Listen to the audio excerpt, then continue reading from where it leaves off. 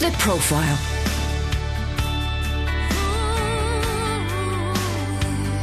You're listening to Premier Christian Radio. Where faith comes to life. Welcome along to The Profile today with myself, Justin Brierley, here on Premier Christian Radio. And it's always a delight to be joined by a friend on The Profile. Today, it's Patrick Forbes. But before we meet him, just a reminder that you can find The Profile on its own podcast at premierchristianradio.com/The Profile. And it's brought to you each week in partnership with Premier Christianity magazine. And if you'd like a free sample copy of the latest edition of the magazine, you can go to their website as well. That's premierchristianity.com/free sample. A Room Full of Elephants. That's the autobiography of Patrick Forbes. My first 80 years in the church.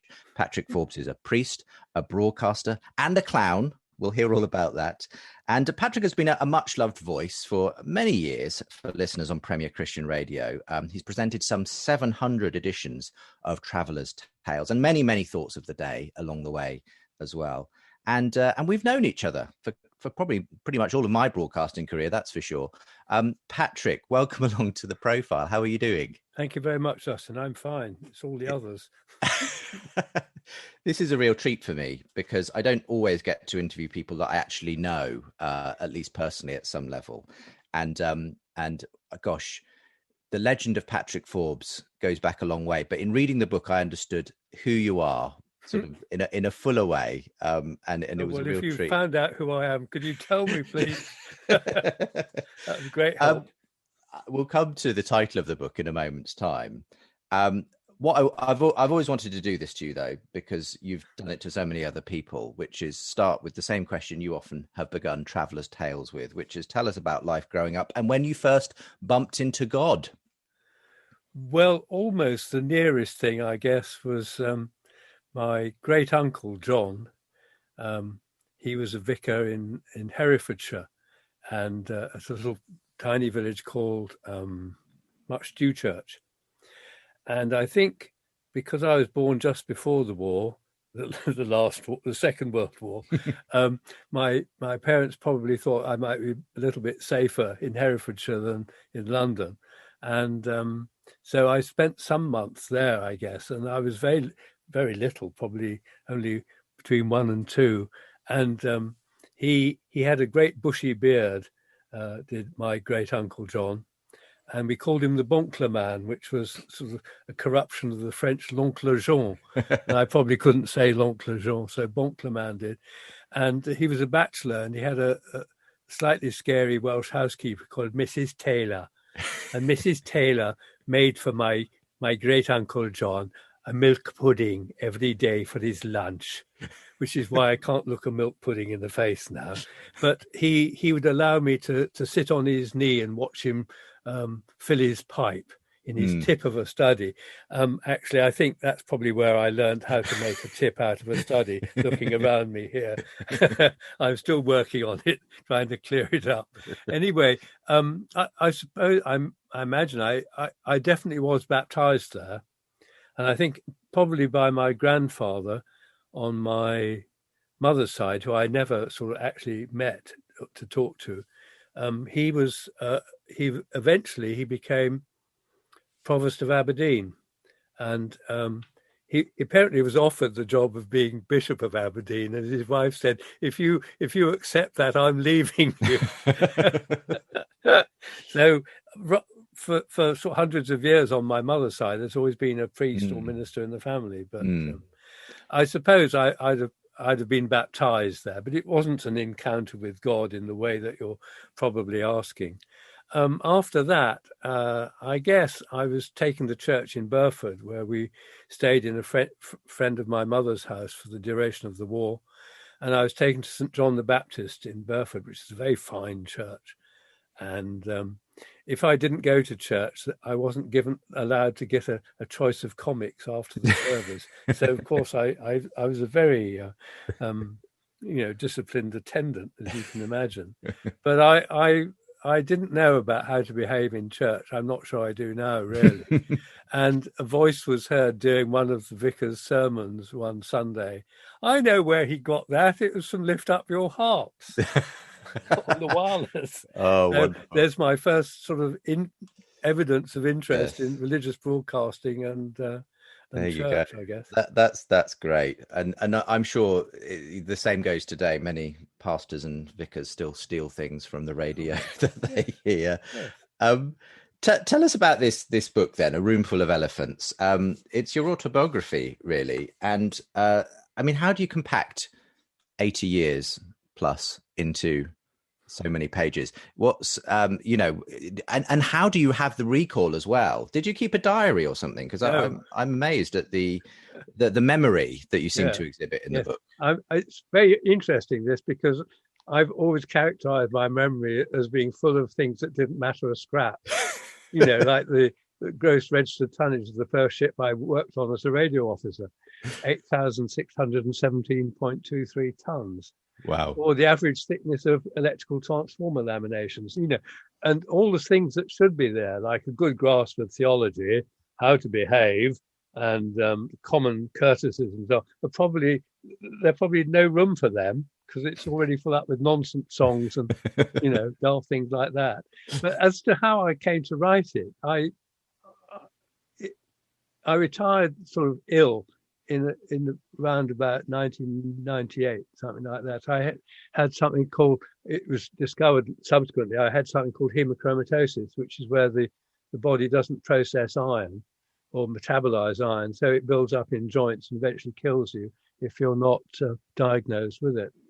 And these symptoms, for me, working for the Mission of the Seafarers in the late 1990s, was that the church we worked in, the offices in London, were in a Wren church near Cannon Street, St Michael Paternoster Royal. And we were in the tower and my office was on the third floor. There was no lift except for stationary. And I couldn't squeeze in. I thought about it once or twice. And when I went to this job, I could run up those stairs, no trouble at all. But my last 18 months, I could barely stagger up those stairs. And I couldn't think why it was. Maybe we'll come to it later in the story, But I suppose I've had all this time in inverted commas retirement, which I don't think actually is true for clergy. They don't retire. No. They bore people to death or bore themselves to death, I think. And so I began to think about writing another book. I had written a book about clowns and fools of the gospel in 1988, I think it was, and co-wrote two books, one about clowning in church and one a sort of comic book about the church as a stocking filler for Gerald's publishers in Norwich. But I'd co-written those two books. So I thought, right, I'll have one more book. And I wasn't sure what to write about, really. And I wrote about half a book and thought, no, this is all wrong. What am I doing? So dumped all that and started again. And by this time, I'd had more time, if you like, to sort of observe the weird activities of the Church of England. And I thought, well, A Room Full of Elephants might be, I might write some of that down. And it really only sort of comes up in the last chapter, really, when I have one or two wild ideas about what's going on, what's going wrong, what we might do about it. But if anyone gets slightly weary reading the book, they should thank God that actually the publisher said, this is just too long. Would you be happy for someone to sort of edit it, and sort of cut it down slightly? I said, absolutely. So a very nice sort of cousin, second times removed, or I don't know, something like that. The daughter of a cousin of mine who works as a reader in the Church of England, she took it on herself to edit it, and she took about 25,000 words out. Okay, so yeah. I put about 5,000 or 7,000 words back, probably not the same one, and she did cut a lot of the family stuff. She said, "You want to know you need to know who you're writing this for." Mm-hmm. Which is a good question. It's like, what's the point of this interview? Yes. Discuss. Yes. So it is shorter than it turned out. Yeah. Well, I thoroughly enjoyed reading it and getting a bit more of a background on the many different things you've done, such as finding out that you in your early years worked on trawler fishing boats and then, ocean going vessels. And this was all part of an early career you had as someone operating the radios and so on board ships and things. What was that life like? I mean, quite well, salty sea dogs and so on that you were sailing with. It was probably a world away from the parish ministry you later ended up in. Absolutely, but enormous fun. I mean, it was, if you like, it was a sort of unofficial university education where instead of having to pay fees, I got paid about £1 a day when I first went to sea. And it all happened because a guy who wasn't necessarily a great friend of mine came up to me my last day at school, last week in school or so, or last term in school, 1956, to say, "Patrick, how would you like to spend 3 weeks on a trawler out of Grimsby in August?" And I, as I tend to do, I said yes, without giving it a second thought. I thought, what fun, That's how your life has gone, it appears, by saying yes to people without really thinking through the consequences. Yes, exactly. Yeah. And particularly not asking what the consequences might be. And that was, when we had spent 3 weeks on this trawler, which had a very interesting wartime history, in fact, before being wrecked off the coast of Iceland after I'd left it. And going up the east coast of probably Scotland, skipper suddenly said, not to me in particular, he said, I can't get the radio telephone to work. And because I was a sort of bit of, I'd started building amplifiers and things like that and tape recorders and things, I said, shall I have a go? And he said, yes, here's the instruction book, get on with it. And I made it work. And at the end of the trip, the guy in charge of radio for that fleet of trawlers said, if you want to go and train as a radio operator, we'll give you a job. And I'd, never thought about that before and didn't think about it for very long. I mean, I was sort of hoping to be some sort of journalist like my mother eventually. So I said, yeah, right. So I went on a course and found myself in the Merchant Navy. Yeah. And learned the now perhaps lost art of Morse code and all the rest of it. I can still read it at 25 words a minute. Amazing. And it's radio amateurs use it. And because everything's gone digital and with satellites and things, it's all very fine so long as everything works. Yes, exactly. But who knows? There may be a point when we need to call up Patrick Forbes because we can only using Morse code. Yeah. And then of course one fascinating thing was that it was actually on a transatlantic boat that you were sort of helping with, that the idea was first put to you of priesthood, which had never entered your mind really at that point, had it? Absolutely not. Tell us the story of who suggested this to you. Well, I was working most of the time in the Merchant Navy. For your first 6 months, you have to do 6 months on a 2-operator ship, so you don't cause the world to collapse in your first 6 months.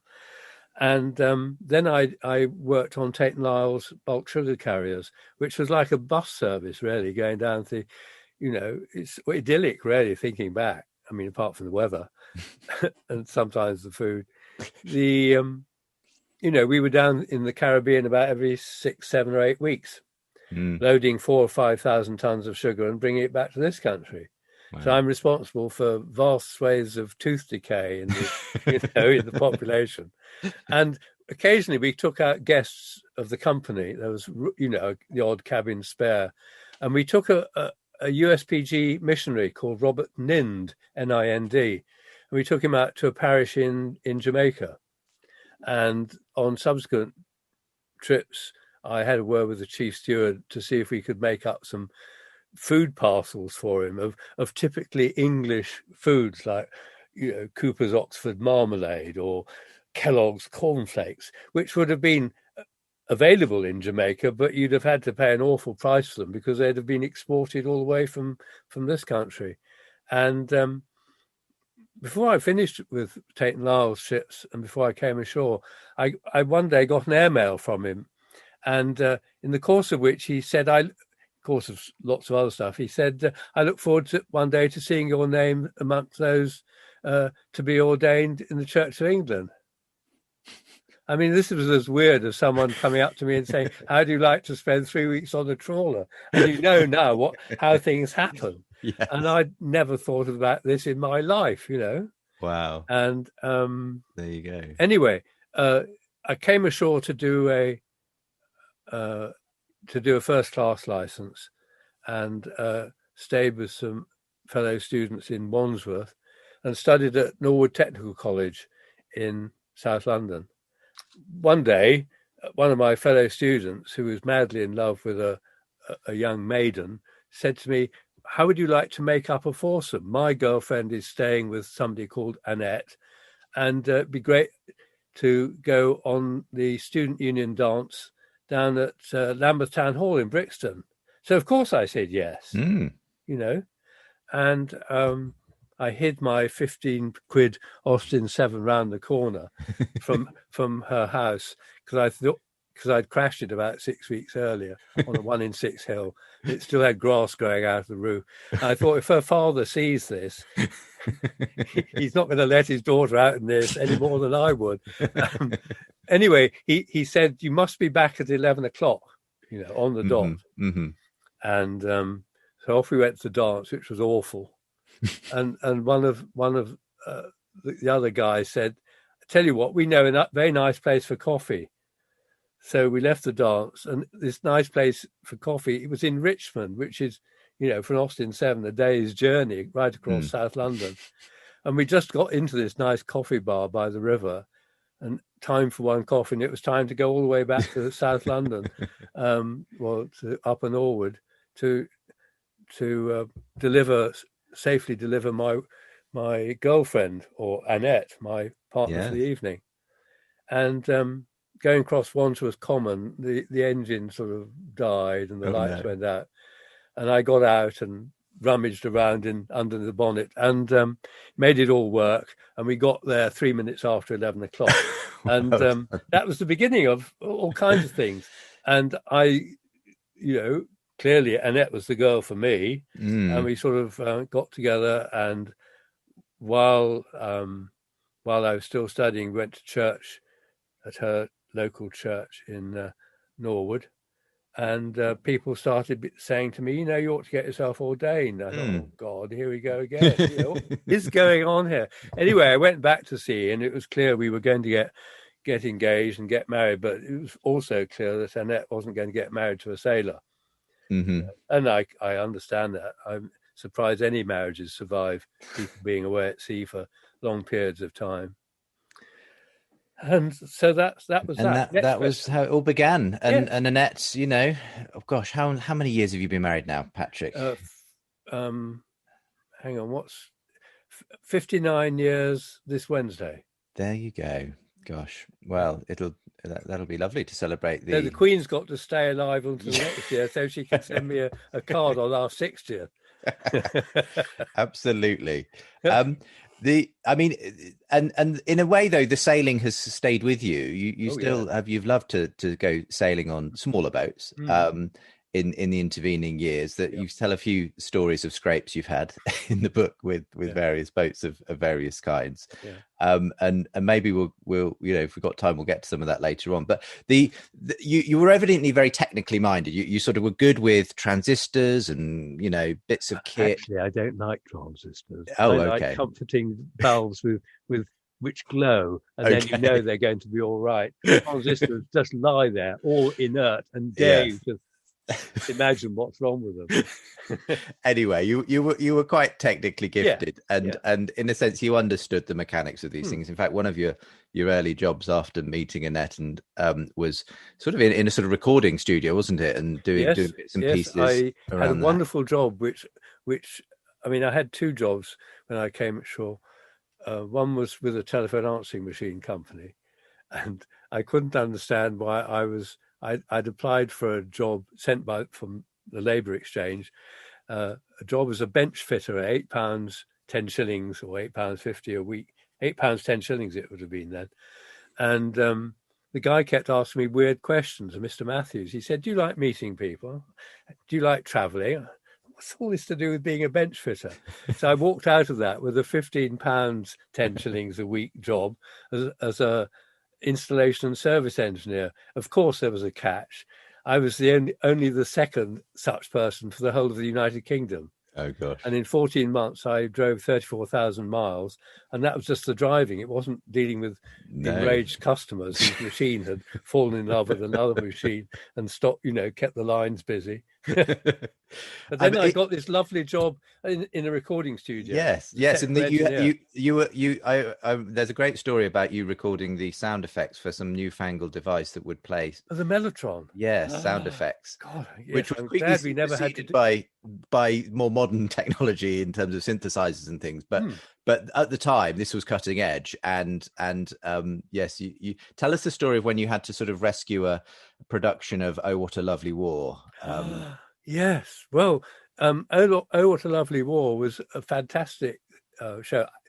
And I say that without having actually seen it, but I'm told it's wonderful. But it's heavily dependent, massively dependent on sound effects. So our studio got the job of constructing, designing and building and installing a completely idiot fail-safe, system. And we butchered 3 ferrograph tape machines, and the chief engineer at IBC Studios designed this system whereby you had 3 lots of tapes, all with the same sound effects going on. But in between each sound effect, there was a piece of foil tape. And there was a micro switch, which when it was told to by the tape, if one or other was behind, it would bring them all up to the same space, and then they'd start off again, So it was wonderful. And I was on standby duty during one evening at the studio because there was a big session on in one of the studios. And I got this panic call from the Lyric Theatre, I think it was, saying, "The system's failed. Can you come down? The theatre's filling up, So I jumped in a taxi with a toolkit and went down to the theatre, and everyone was panicking. And the one thing I learned at IBC Studios was don't panic. And I just asked everyone to just vanish, and just leave me some space and quiet to sort it. And which I did, and they got away. They got on stage on time. It opened at the right, and nobody would have had a clue that there had been any problem at all. I can't remember even what the fault was. It doesn't matter. But anyway, sort of saved the day. And I thought, wouldn't it be nice if they gave me a ticket to see the show, which they didn't? Oh, well. I'll see it one day. Yes, there's maybe still time. Yeah. I mean, that's all, preemptive really of your career in broadcasting, which also involved inevitably, as it does for most broadcasters who are working, at the grindstone, some technical, close shaves and that sort of thing. But we'll come to that. I first of all want to talk about, when did you finally answer this nagging, persistent call to priesthood, and what did that look like as you started to train and with a family as well? We've talked a little bit about the studio, which was so enjoyable. When I went for the interview, I felt obliged to say to the interviewing panel there that there was an outside chance that I might be accepted for training, for ordination. And they either didn't hear me say that, or they thought it was so fanciful it would never happen. But, I got involved with the church where Annette and I were married, which was her church. And the vicar there was a lovely man called Michael Percival Smith. And I'm sure he probably encouraged me.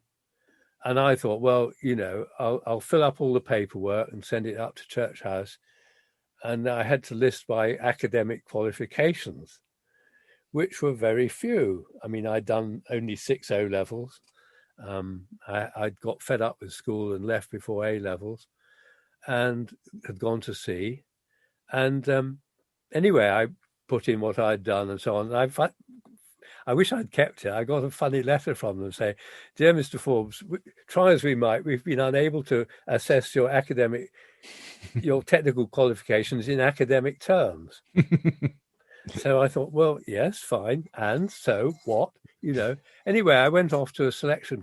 In those days, I mean, today, if you think you're called to the ministry in the Church of England, the number of people you have to see and probably the paperwork you have to do is unbelievable. I didn't see anyone except my bishop, who was the Bishop of Croydon, a guy called John Taylor Hughes, who saw me at his club, his gentleman's club, somewhere off Trafalgar Square, Northumberland Avenue, I think it was. And I cannot for the life of me remember what we talked about. And that was it, That was it. Yeah. I got sent to a selection conference. There you go. Which was weird. I'm sure it was very strange. For some strange reason, they let you through, Patrick. Yeah. And yes, because one of the selectors went ill before he got to me. I'm sure of that. Yeah, there's a great story of this sort of slightly scary personality who, fortunately, ex-military man, I think. wasn't around by the time you were being grilled. But I mean, this led on obviously to training and so on. You struggled initially to find a college, didn't you? But you did find one eventually. They didn't seem to. Colleges I've applied for seemed terribly keen to have graduates. You know, proper people. and so the first place I tried, Cuddesdon, where the principal was Robert Runcie, who you would go on to work under later on. Yes, much later on. And I was never quite sure if he remembered. He turned me down. He said, you probably know only in very rare cases do we accept non-graduates. So I suggest you try Chichester. So I went back furious about this, because, every journey in a 1929 Austin 7 was epic and an achievement. They should have let me in just on, the fact that I'd got there. Anyway, the next place was Westcott House, frightfully nice place in where my vicar had trained, and one of his curates too, Westcott House in Cambridge. So we got an interview there, and the college knew in advance, because I told them that Annette and I would be staying with friends in Cambridge.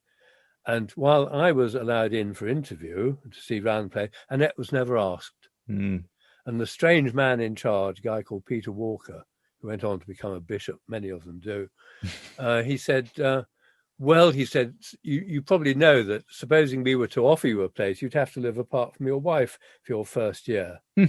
I told him exactly what he could do with that and left.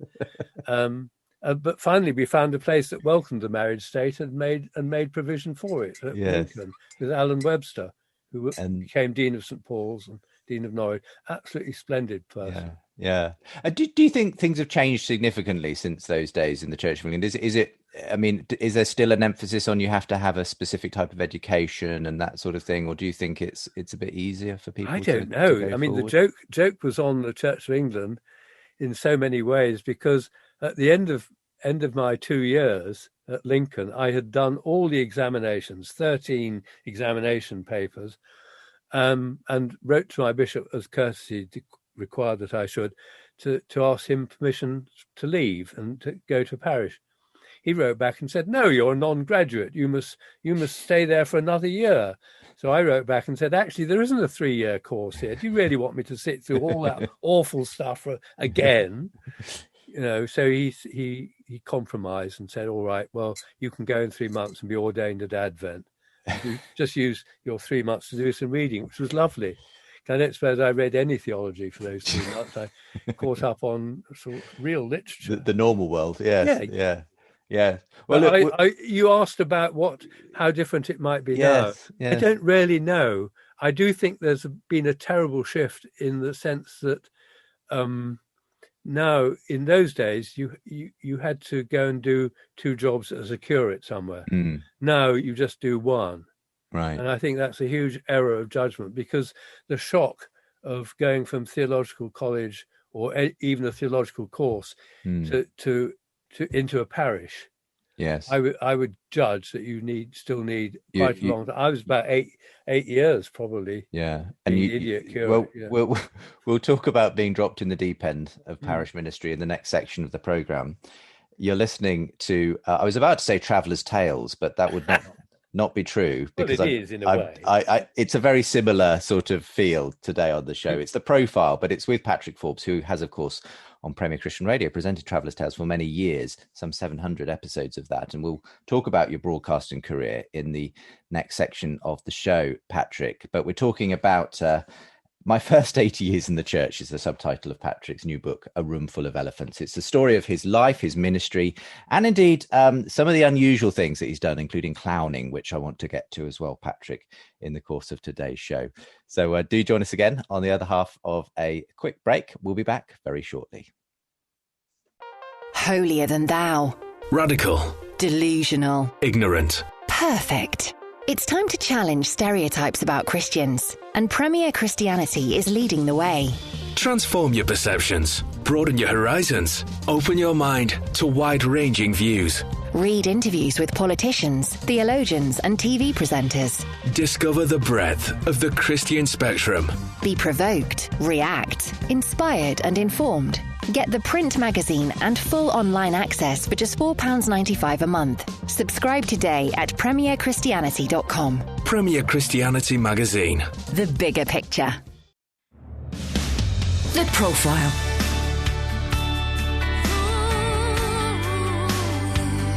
You're listening to Premier Christian Radio. Welcome back to the second part of this week's edition of The Profile. I'm Justin Briley, and I'm joined this week by Patrick Forbes, priest, broadcaster and clown. Before we continue talking about his new autobiography, A Room Full of Elephants, just a reminder that you can find today's profile as a podcast at premierchristianradio.com/The Profile. And the podcast is brought to you every week in partnership with Premier Christianity Magazine. So if you'd like a free sample copy of the latest edition of the mag, do go to their website at premierchristianity.com/free sample.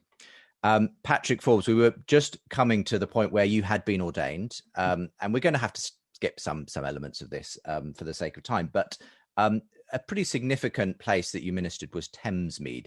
Just tell us a little bit about Thamesmead, because it was in a way a fairly new sort of place, wasn't it? And you were developing a fairly new kind of ministry there in some ways. Well, it was a huge area of ground on the south bank of the Thames below Woolwich, between Woolwich and Erith, the Plumstead and Erith marshes, including some Woolwich Arsenal Ministry of Defence ground. And the GLC and Greenwich and Bexley boroughs were developing this as a town of the 21st century for 60,000 people, mostly being moved from slum clearance, mostly again in the East End of London, which got so heavily blitzed. And I'd been working just for about 2.5 years or so in Somerset, which was very sleepy and hugely over-churched, I reckoned. And so I wrote to Southwark Diocese and said, have you got any interesting jobs going? And Bishop John Robinson got in touch and said, well, there's this parish at Kidbrooke I'd like you to go and see. So up we came to look at Kidbrooke, and we were not hugely impressed, because when we asked the church warden where our tiny son of about 18 months might sleep. Oh, he said, I think the last baby slept in his pram in the hall. Well, we thought that was not too welcoming. So we asked John Robinson if there anything else we could look at before we drove back to Somerset. And he said, have a look at Thamesmead and the Abbey Wood estate. And so we trolled down there, and the Abbey Wood estate had been there, I think, about 10 years. It's about an estate for about 10,000 people. And Thamesmead was going to eventually surround it more or less on 3 sides. And Thamesmead was just a massive building site. And so we opted for Thamesmead. and yes, and spent a fruitful time in 9 years. 9 years. We arrived with the first 20 families and left, I think, when there were about 17,000 people there. Gosh. And the fabulous thing was that the Bishop of Woolwich, probably with his boss, the Bishop of Southwark, had knocked all manner of church heads together and said, let us work cooperatively. Let us plan cooperatively to work and witness together at Thamesmead. So he got the Anglican Church, the Methodist Church, the Roman Catholic Church, the United Reformed Church, i.e. Presbyterian and Congregationalists, and all to work together. The people who wouldn't work with us were the Baptists, alas, which I think was a terrible shame. Anyway, so we moved there for Coraline Walk. They've pulled it down now, I think, which is a shame. Very nice flat. And I was also involved on the Abbey Wood estate because the vicar there left. So I was sort of notionally in charge. And the beginnings of Thamesmead. Yeah. And I wouldn't have missed it for anything. I really would not. It was just one of those marvelous places which, if you'd really thought very hard about it, you'd have probably said no to. And I met recently one of the guys there who's an Anglican priest, and he's been told by priests that when they hear that he works at Thamesmead, they say, "How on earth could you go and work there?" People have been put off going to work there. Yeah. But it was one of the most stimulating and demanding places I've ever been in my life. Yes. And what was so much fun was because there's no history or tradition, we had to invent history and tradition very, very quickly. And my role eventually became sort of, when the team was established, which was some years after I got there, had to be legally established, you see, ecumenical team. I was made up to team vicar responsible for community development, which was a dream job because it was, I'd call it a ministry of mad ideas. Yes. And so what did we need to start with? We needed a means of people knowing what on earth was there. So I started a sort of awful community newspaper, which somebody said, "This is so awful, we'll offer to print it for you and it will look better immediately," which was great. And that I looked after that for about, till I left, really. Yeah. Thamesmead Insight, and helping playgroups to form, helping the community association to be born, working with other caring professions like social services, like the health services, education, the police. We've helped form something called a community workers group, where all of these people who are getting ground down by the sheer massive volume of need there, because people were moving from comfortable, if slightly grim housing in friendly areas with cheap street markets and jobs into a place which was Parker Morris standard council housing, and therefore rents to match. And there's been huge redundancies in the Woolwich area due to AEI being taken over and asset stripped. No street markets near them Woolwich. Sure. And I mean, in that sense, it was a difficult patch, and there was a certain amount of crime and that sort of thing that you had to contend with. I mean, you tell a very personal story as well in the book of sad loss of a pregnancy by Annette. She was beaten up.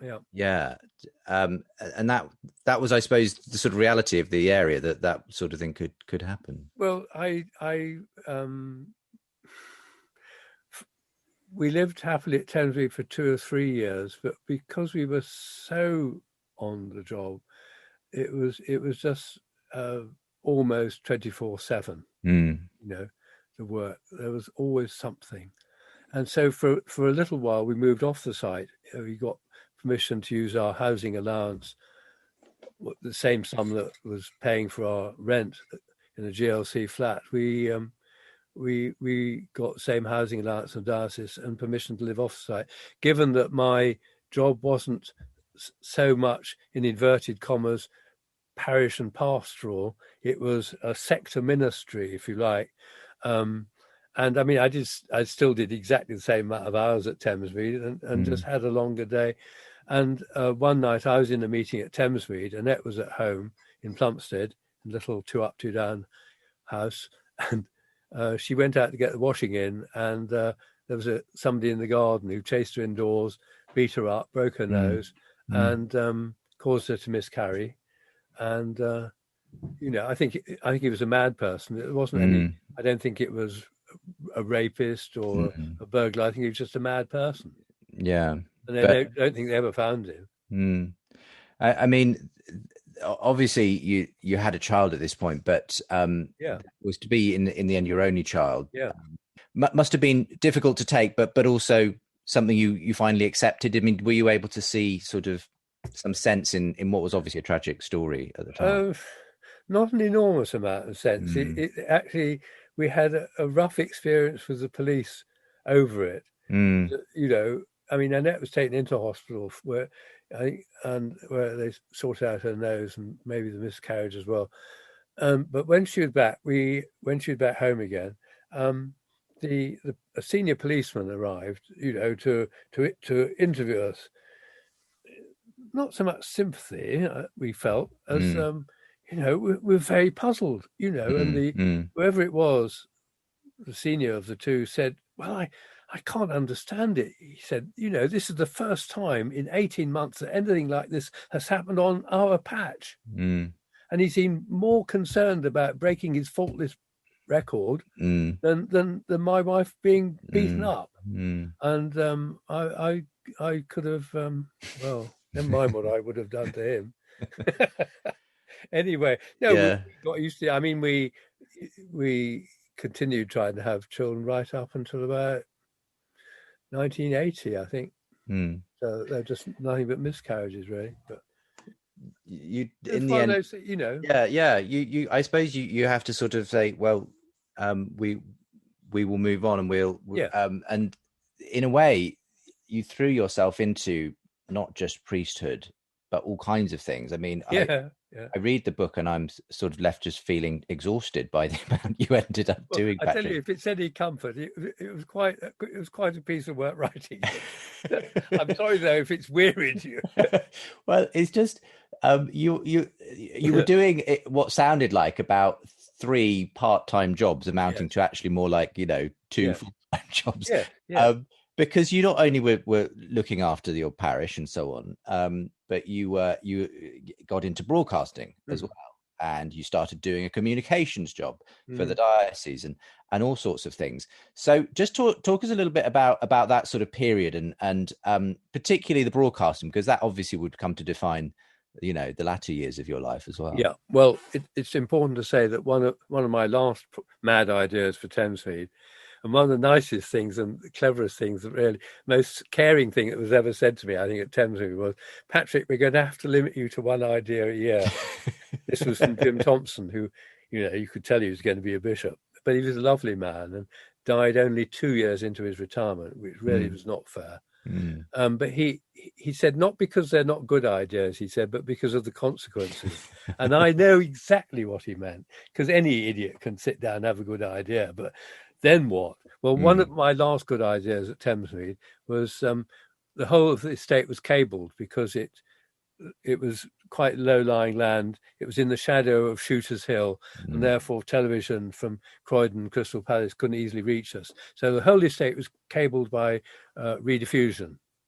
And for years, I'd wondered whether we could have community television, on the site. And one day I went to find out whether we could or not. And rediffusion said, no, you can't. And I said, why? They said, the government won't allow it. And even if they did, you couldn't afford it. But they said, did you know they're looking for 6 mad people to start community radio stations on cables? And I think the closing date is tomorrow. So I raced back to Thamesmead, rang the Home Office, said, I'm applying for one of these licenses. Could you hold it open until, the first class post can get to you?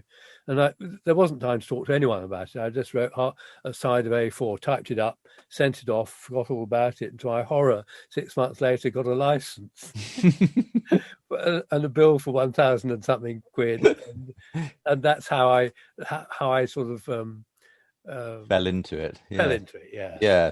But it grew up into a real radio station eventually. Oh yes, absolutely. License and everything. Yeah. And I mean, fast forwarding a bit, you continue to get experience. You ended up in a job in communications for the Church of England, which led on to doing some training as well, again in broadcasting, and eventually being involved in probably one of the most significant religious radio programs of the 1980s, Priestland's Progress. But for those who maybe aren't familiar with that, especially our international audience on podcast, Tell us about that and who you were working with and what that was all about. It's all somebody called Chris Reese's fault. He was a tutor on the Cambridge radio course. He was a full-time radio producer across Radio 2 and Radio 4 in the 80s. And he and Gerald Priestland, who was the religious affairs correspondent, said, why don't we make a program about the Christian faith? Because we make assumptions all the time about what people know, what they think, what they believe, and we really don't know. And wouldn't it be fun to do it? And so the idea was born of 13 three-quarter-hour programs.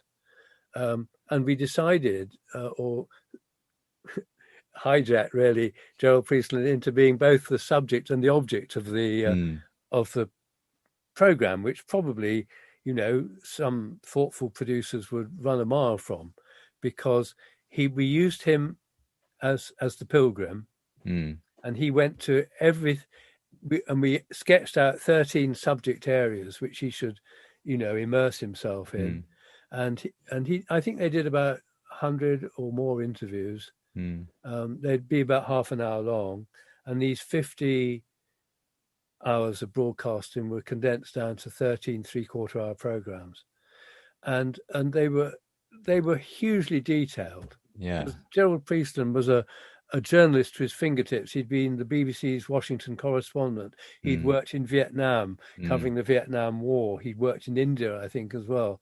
I mean, and he was passionate about English and passionate about broadcasting and journalism.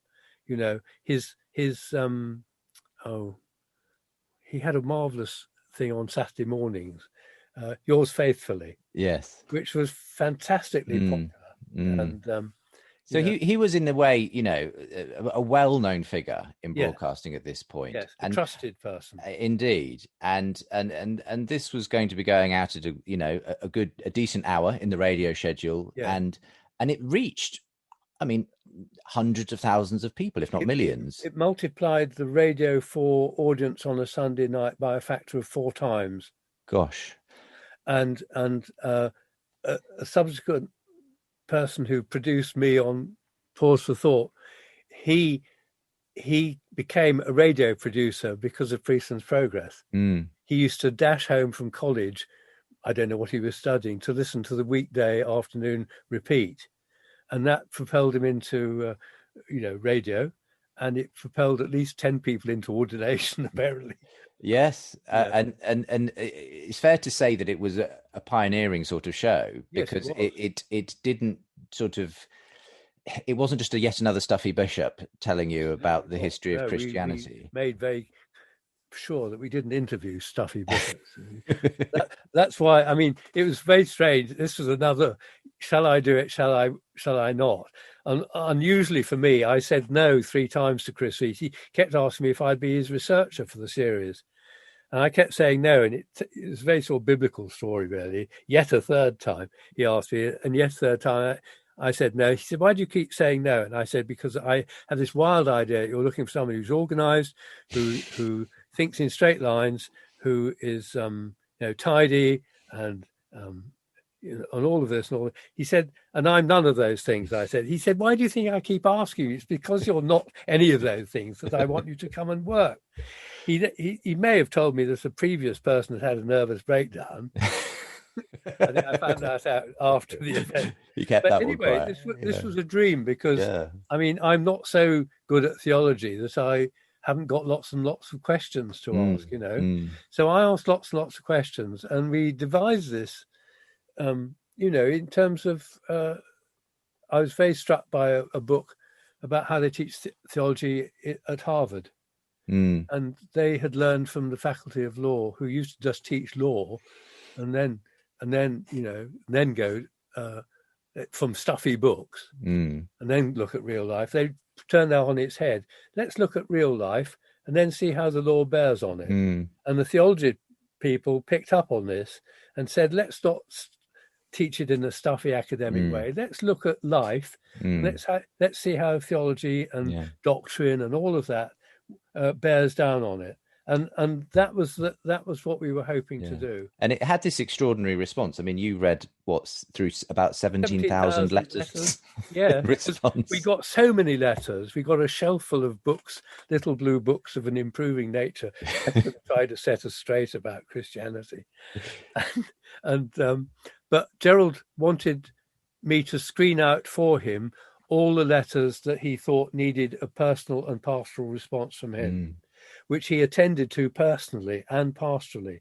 So that's why I fetched up reading all these letters, and ones which seemed to call for, a caring response, rather than what a nice job you made of that, or how on earth could you interview Spike Milligan? That's another story. And he worked at all those letters, the ones that needed a pastoral response. He attended to personally. That was the man. Really interesting. I mean, there's much more that could be said about your further exploits in broadcasting. You were involved in Chiltern radio and then local BBC radio, and you did various outside broadcasts from the Greenbelt Festival, and there was one episode where you just managed to get a broadcast out by the skin of your teeth, that I seem to recall. And but so we'll have to skirt around that for the moment, because I do want to get to clowning as well. Which, and of course, the cover of your book, A Room Full of Elephants, has a picture of a clown on the front cover, and the odd elephant. But why clowning? How did you end up being one of the few priests who gets to dress up as a clown occasionally in church? The Bishop of Hertford, who in about 1980 or so, Peter Mumford, he rang up one day, as bishops occasionally do. Patrick, he said, I want you to go on the mid-service clergy course, 4 weeks in St. George's House, Windsor. I said, yes, of course. Didn't ask anything about it. Of course I didn't. Just said yes. And of course there's a catch, as there is with everything. The catch in this case was that everyone who was on the course before they went had to say what they were going to research and write 10 or 12,000 word paper on it. And that had to be in by a certain date before the course started. And that would, together with all the stuff we had from St. George's House, would form part of the study material. So, I don't know, 6 or 8 weeks before the course started,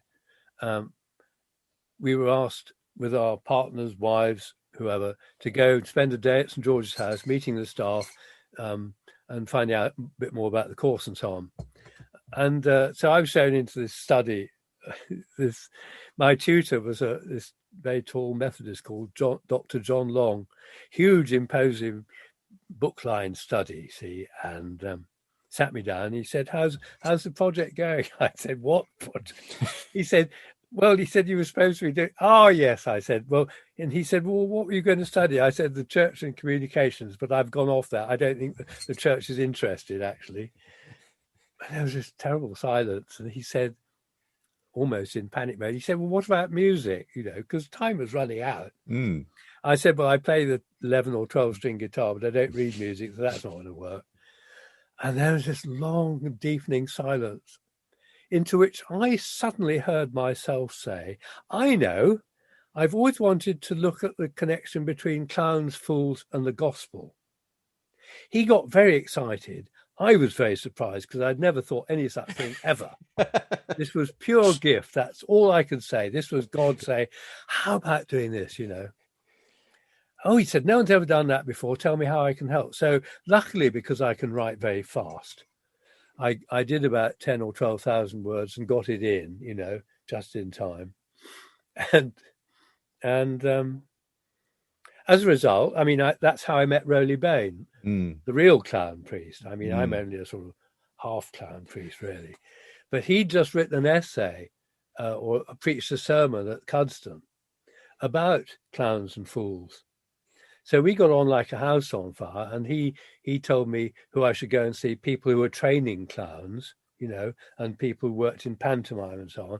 And I did a lot of very quick reading up about Shakespeare and fools in Elizabethan times and fools in society down the ages. And because I had I done? Yes. By then I'd done a sociology diploma while at Thamesmead, and which got me into all sorts of interesting studies.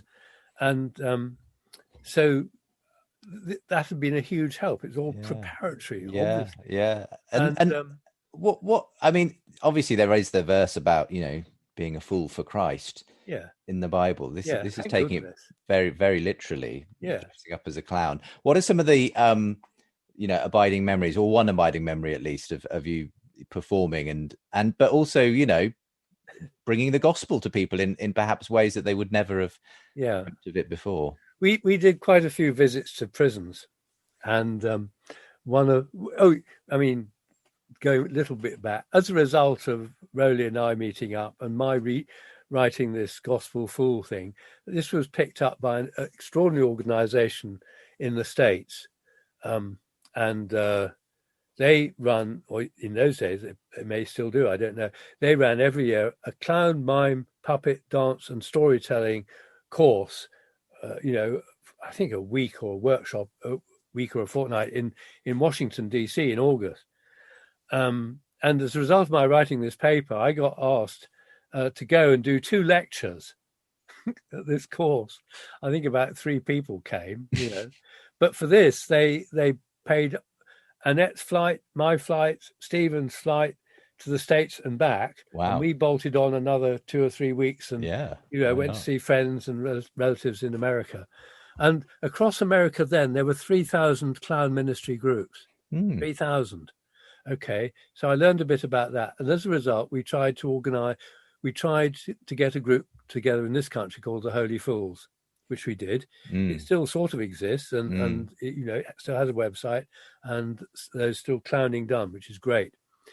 Now, what was your question? Well, any significant moments? Okay, we did shows in prisons and hospitals and places like that, as well as churches. And we were doing a show in Wandsworth.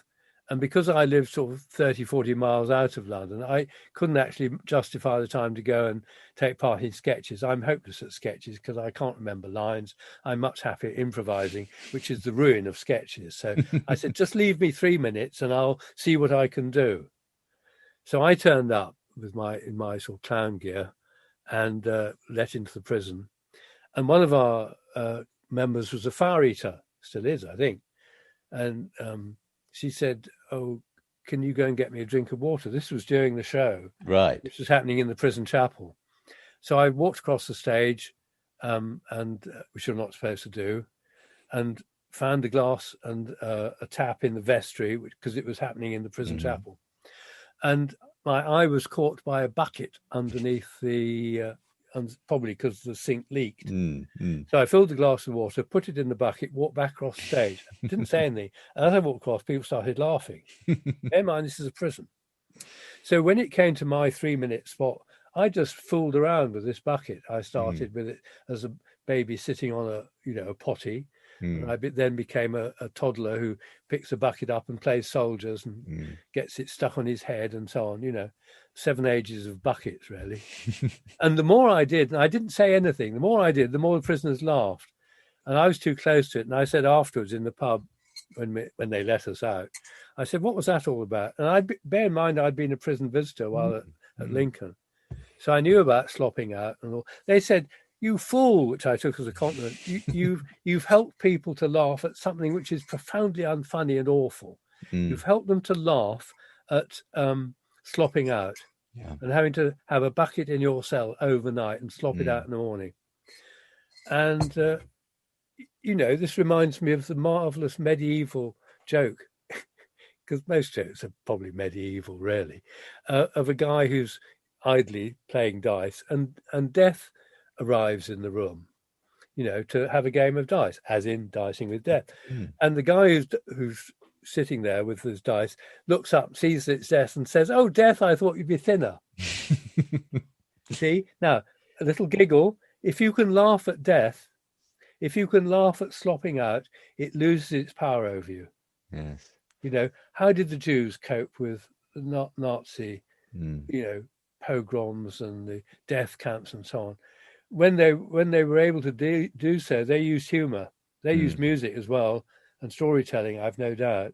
And they even put God on trial in one of the concentration camps and found him guilty. on all charges. Mm. And, you know, It's amazing that the power, yes, that something on the surface that looks just like entertainment, clowning, but actually it can reach people in ways that a sermon or other forms of ministry can't. I think across a lot of doorways in Anglican churches, I wouldn't speak for other ones, probably in Latin, abandon laughter, all you who enter here, or something like that. Yes. We're not known. We're not known for laughter in church. One of my favourite responses after a sort of Holy Fool's mission somewhere in darkest Kent was a very old lady, at the door, because I did the sermon and it was pretty riotous. I got them to do all sorts of wild things, like standing on their pews and becoming seagulls very noisily. Never mind why. She said, "I just wanted to thank you," she said. I said, "Why? That's very kind. But why She said, for reminding me that it's all right to be uninhibited in church." What a gift. Wonderful. What a wonderful response that was. Yeah. And I thought I'd blown it, frankly. No, but I mean, laughter, I remember when I was broadcasting in Hertfordshire and Bedfordshire, we weren't allowed to play, the Monty Python song, always look on the bright side of life. I think laughter is a gift of God. Yes. No question about that. Humor is a gift of God. Storytelling, music. There's so many ways in which the gospel can be shared. Well, you've shared it through that ministry. You've shared it through your personal ministry, through the broadcasting you've done as well, Patrick. And I wish I had more time, because I would have got the story of the pantomime horse that got blessed by the Archbishop of Canterbury out of you. Oh, tell people to buy the book. Yeah, exactly. I was just about to say that. But if you want to find out how Patrick got blessed as the front end of a pantomime horse by the Archbishop of Canterbury, you'll have to get hold of the book, A Room Full of Elephants, My First 80 Years in the Church, by Patrick Forbes, who's been my guest on the profile today. It's been absolutely fantastic catching up with you, Patrick. Thank you so much. Thank you. And your legacy will continue for a long time, because I know that Premier are hoping to rebroadcast some of these classic Traveller's Tales. Even my own wife was a guest on your Traveller's Tales. Yeah, as didn't a young get round to you though, did I? As a young ordinand in the United Reformed Church at the time. But it's been an absolute pleasure to catch up, and all the very best. And perhaps we'll check in another 80 years' time, Patrick. That'd be great. Yes, I'm looking forward to it. See what's happened next. And thank you for your reminder about the elephants in the room that do still exist in the church. I have to say that the book ends on a serious note, because you talk, in the end, about the future of the Church of England. And I think there's some really important things you have to say about the need for church unity and sort of getting rid of some of the baggage, perhaps, in order to make ourselves ready, for the future. But again, do find out more by getting hold of the book, A Room Full of Elephants, Patrick Forbes. It's published by Borhan Publishing. And I'll make sure there are links from today's show if you're listening via podcast. That's the easy way to get hold of it as well. That's at premierchristianradio.com/the profile. But for now, thank you very much, Patrick Forbes, for being my guest on the profile this week. Thank you, Justin. Been fun. Do come back again. Same time next week, we'll have another guest telling us about their life, faith, and ministry.